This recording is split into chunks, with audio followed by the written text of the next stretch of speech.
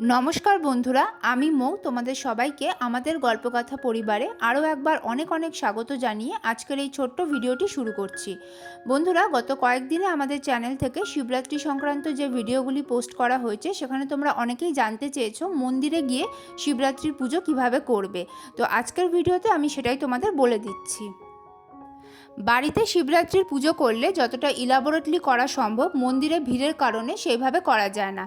তো সেক্ষেত্রে কি করা যেতে পারে সেটাই এবার বলে দিচ্ছি। শিব ঠাকুরের অভিষেকের জন্য একটা পিতল বা মাটির পাত্রে তোমরা পঞ্চামৃত বানিয়ে নেবে। পঞ্চামৃত অর্থাৎ কাঁচা দুধ, টক দই, ঘি, মধু এবং চিনি বা মিছরির মিশ্রণ। সেই পঞ্চামৃতর মধ্যে তোমরা কিছুটা গঙ্গা জল দিয়ে দেবে সামান্য একটু কর্পূরের গুঁড়ো আর সামান্য একটু ভস্য বা বিভূতি। সবটা ভালো করে মিশিয়ে নেবে। মন্দিরে গিয়ে বাবার মাথায় ঢেলে ওটা দিয়ে অভিষেক করে নেবে। তারপর সাধারণ জল দিয়ে শিবলিঙ্গ পরিষ্কার করে ধুয়ে নেবে। এরপর একটা নতুন পৈতে ফুলের মালা, বেলপাতা, দূর্বা, ধুতরা ফল ইত্যাদি শিবলিঙ্গে নিবেদন করে দেবে।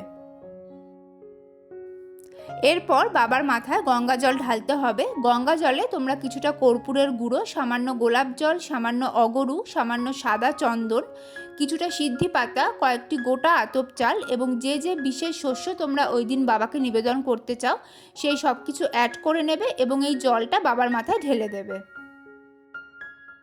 এরপর ফল মিষ্টি নিবেদন করে বাবাকে ভক্তিপূর্ণ প্রণাম জানাবে। এরপর মন্দিরের নিয়ম অনুযায়ী ধূপ দ্বীপ বা ধূপ মোমবাতি জ্বালিয়ে বাবার উদ্দেশ্যে আরতি করে নেবে এবং এইভাবে পুজো শেষ করবে। পুজো শেষ করার পরে দক্ষিণাও নিবেদন করে দেবে।